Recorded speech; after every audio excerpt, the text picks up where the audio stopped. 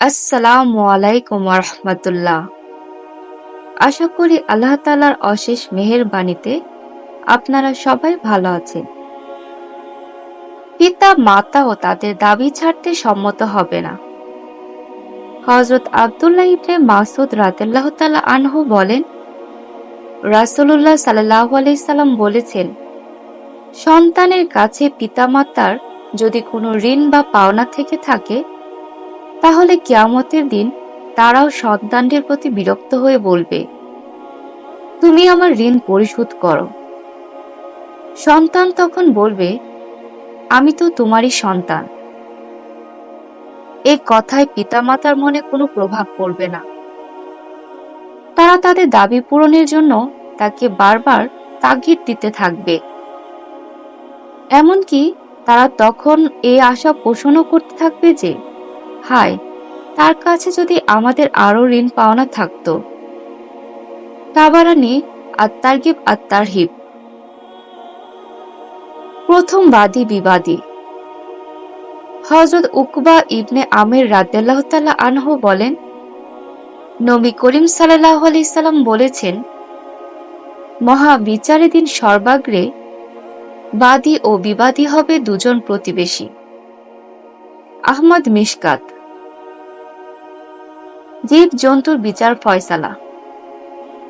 হাসরের ময়দানে সবারই হিসাব গ্রহণ করা হবে এবং প্রত্যেক মজলুম ব্যক্তির ব্যাপারে ইনসাফ ও সুবিচার করা হবে। হযরত আবু হুরায়রা রাদিয়াল্লাহু তাআলা আনহু বলেন, রাসূলুল্লাহ সাল্লাল্লাহু আলাইহি সাল্লাম বলেছেন, মহা বিচারের দিন তোমাদেরকে অবশ্যই দাবিদারদের দাবি পরিশোধ করতে হবে।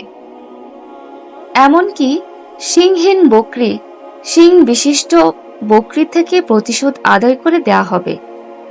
মুসলিম মিশকাত। এই প্রসঙ্গে আল্লাহ তাআলা বলেন, সেই দিনটির আগমন অবশ্যই ঘটবে। সুতরাং যার ইচ্ছে হয় সে যেন আপন প্রতিপালকের কাছে স্বীয় স্থান করে নেয়। আমি তোমাদেরকে এক নিকটবর্তী শাস্তির সম্পর্কে ভীতি প্রদর্শন করছি। সেদিন প্রত্যেক ব্যক্তি আপন কৃতকর্ম দেখতে পাবে। সেদিন কাফের লোক বলবে, হায়, আমি যদি মাটিতে পরিণত হতে পারতাম। সূরা আন-নাবা। এই আয়াতের ব্যাখ্যায় তাফসিরে দুররে মানসুরে বিভিন্ন হাদিস গ্রন্থের উদ্ধৃতি দিয়ে হযরত আবু হুরায়রা রাদিয়াল্লাহু তাআলা আনহু এর উদ্ধৃতি বর্ণনা করেন। হাসরের ময়দানে সমস্ত প্রাণীকে একত্রিত করা হবে। চতুষ্পদ প্রাণী, ভূমিতে চলমান প্রাণী ও পাখিকুল সহ সব কিছুকে উপস্থিত করা হবে। তখন আল্লাহ তাআলার বিচারালয় থেকে যে রায় ঘোষণা হবে, তাতে এই ফয়সালাও থাকবে যে, শিংহীন পশুকে শিং বিশিষ্ট পশু থেকে প্রতিশোধ আদায় করে দেয়া হবে। অতঃপর তাদেরকে বলা হবে, তোমরা মাটি হয়ে যাও। এই সময় কাফেরের মুখ থেকে আফসোস ও অনুশোচনামূলক যে কথা বের হবে তা হলো, হায়, আমি যদি অস্তিত্বহীন হয়ে মাটিতে পরিণত হতে পারতাম। তাফসিরে দুররে মানসুর ৬ষ্ঠ খণ্ড ৩১ পৃষ্ঠা। বিশিষ্ট মুফাসসির মুজাহিদ রহমতুল্লাহি আলাইহি বলেন, যে জীবকে ঠোকর মারা হয়েছে তাকে ঠোকর দানকারী জীব হতে এবং যে প্রাণীকে লাথি মারা হয়েছে সেই প্রাণীকে লাথিদাতা প্রাণী হতে প্রতিশোধ গ্রহণ করে দেয়া হবে। হাসরের ময়দানে এসব ঘটনা মানুষের সামনেই সংঘটিত হবে এবং তারা তা অবলোকন করবে। অবশেষে জীবজন্তুকে বলা হবে, তোমরা মাটিতে পরিণত হও। তোমাদের জন্য যেমন জান্নাত নেই, তেমনি জাহান্নামও নেই। এই সময় কাফেরগণ জীব জন্তুর মুক্তি এবং চিরস্থায়ী শাস্তি হতে নাজাতের সাফল্য দেখে আশা পোষণ করে বলবে, হায়, আমরাও যদি মাটিতে পরিণত হতে পারতাম। তাফসিরে দুররে মানসুর। এই পার্থিব জগৎ হচ্ছে কর্মের স্থান, চিন্তা ভাবনার স্থান, সুখ দুঃখের স্থান। এখানে যে ব্যক্তি শুধু দুনিয়ার উন্নতি ও সমৃদ্ধির জন্য কাজ করবে, পরিশ্রম করবে এবং দুনিয়া লাভের চিন্তা ভাবনায় নিমগ্ন থাকবে, নিঃসন্দেহে সে পরকালে খালি হাতে উঠবে। এই জগতে যে ব্যক্তি শুধু জীবজন্তু থেকেই নয়, পুণ্যবান লোকদের থেকেও নিজেকে উত্তম মনে করেছে এবং আল্লাহ তাআলা এবং তার রাসূলের কথাকে প্রত্যাখ্যান করেছে, পরকাল সম্পর্কে চিন্তাহীন ও উদাসীন থেকেছে, পরকালে তার ধ্বংস ও ক্ষতিগ্রস্ত হওয়া অনিবার্য। আল্লাহর পুণ্যবান বান্দারাই শুধু তার চেয়ে উত্তম হবেন না, বরং পরিণামের দিক দিয়ে জীবজন্তুরাও হবে তার চেয়ে উত্তম।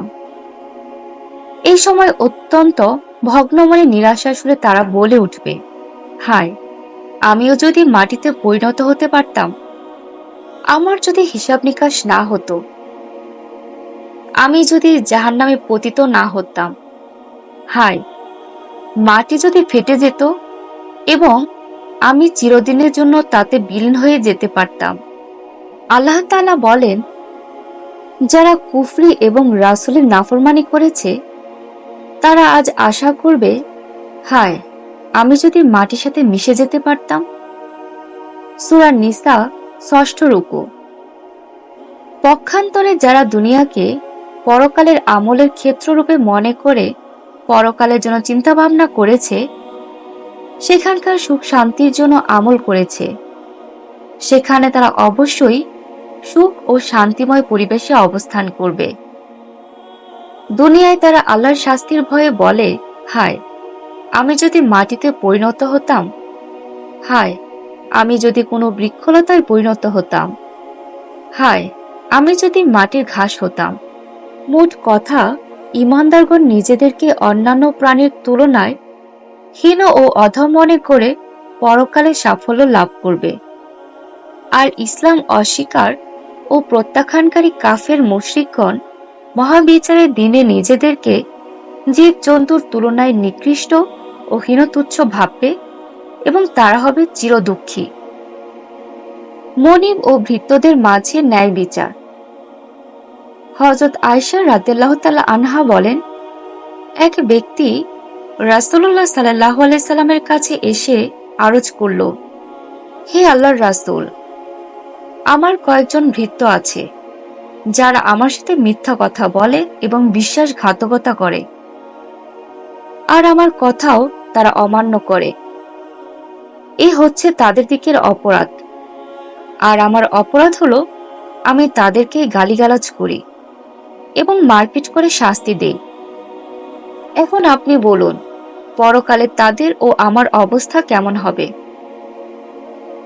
রাসূলুল্লাহ সাল্লাল্লাহু আলাইহি সাল্লাম বললেন, কিয়ামতের দিন তোমার গোলামগণের বিশ্বাসঘাতকতা, অবাধ্যতা এবং মিথ্যা বলা এবং তুমি তাদের শাস্তি দেওয়ার সম্পর্কে হিসাব নিকাশ নেওয়া হবে। তোমার শাস্তি যদি তাদের অপরাধের সমপরিমাণ হয়, তাহলে ব্যাপারটি সমান সমানই থাকবে। তাদের কাছে তুমি কিছু পাবে না, আর তারাও তোমার উপর কোনো বোঝা চাপাতে পারবে না। আর যদি তাদের অপরাধের তুলনায় তোমার দেয়া শাস্তি কম হয়, তাহলে তাদের অতিরিক্ত অপরাধ তোমার কাছে আসবে। তুমি তাদের কাছে থেকে প্রতিশোধ গ্রহণ করবে। আর যদি তোমার শাস্তি তাদের অপরাধের তুলনায় বেশি হয়ে যায়, তাহলে যতটুকু শাস্তি বেশি হয়েছে ততটুকু প্রতিশোধ তোমার থেকে নিয়ে তাদেরকে দেয়া হবে। হযরত আয়েশা রাদিয়াল্লাহু তাআলা আনহা বলেন, নবী করিম সাল্লাল্লাহু আলাইহি সাল্লামের এর মুখে এই কথা শুনে লোকটি কাঁদতে কাঁদতে ও চিৎকার করতে করতে সেখান থেকে উঠে গেল। নবী করিম সাল্লাল্লাহু আলাইহি সাল্লাম তাকে বললেন, তুমি কি কুরআন মাজিদে উল্লেখিত আল্লাহ তাআলা এই বাণী পাঠ করনি? তিনি বলেছেন, আমি কিয়ামতের দিন ইনসাফ ও সুবিচারের দাঁড়িপাল্লা প্রতিষ্ঠিত করব। সুতরাং কারো প্রতি বিন্দু পরিমাণও জুলুম করা হবে না। কেউ যদি সরিষার দানা পরিমাণও কোনো কাজ করে থাকে, তবে আমি তাও উপস্থিত করব, আর হিসাব গ্রহণে আমি যথেষ্ট। সূরা আম্বিয়া ৪র্থ রুকু। এই কথা শুনে লোকটি বলল, হে আল্লাহর রাসূল, আমার এই গোলামদের ব্যাপারে আমি এটাই উত্তম মনে করছি যে তাদেরকে আমি আমার কাছ থেকে দূরে সরিয়ে দেব। তাই আমি আপনাকে সাক্ষী রেখে বলছি, তারা সকলেই আজ থেকে মুক্ত ও স্বাধীন। তিরমিজি মিশকাত। অপরাধ অস্বীকার করায় সাক্ষী দ্বারা অপরাধ প্রমাণ। মানুষ হচ্ছে ঝগড়াটে স্বভাবের। মানুষের প্রতারণা, বক্রতা ও ঝগড়াটে স্বভাব শুধু দুনিয়াতেই নয়, বরং কিয়ামতের দিনেও তার প্রদর্শনী হবে। মহাশক্তিমান আল্লাহ তাআলার সাথেও তারা বাদানুবাদ ও অপরাধ অস্বীকার করতে থাকবে।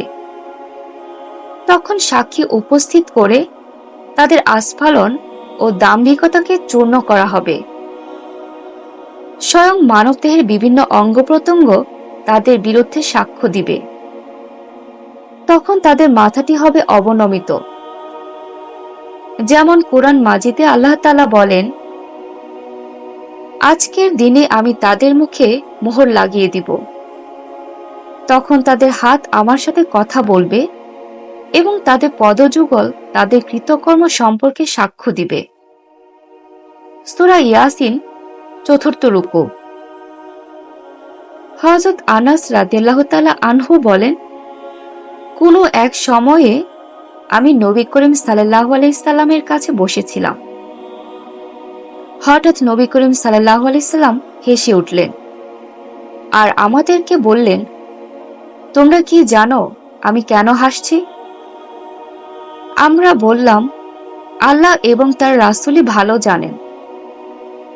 নবী করিম সাল্লাল্লাহু আলাইহি সাল্লাম বললেন, মহাবিচারের দিন আল্লাহ তাআলা এবং বান্দার মধ্যে যে সওয়াল জবাব হবে, সেই দৃশ্য স্মরণ হলে আমার হাসি পায়।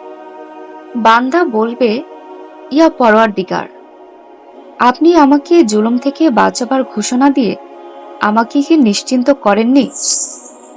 আল্লাহ তাআলা বলবেন, হ্যাঁ, আমি এই অঙ্গীকার করেছি।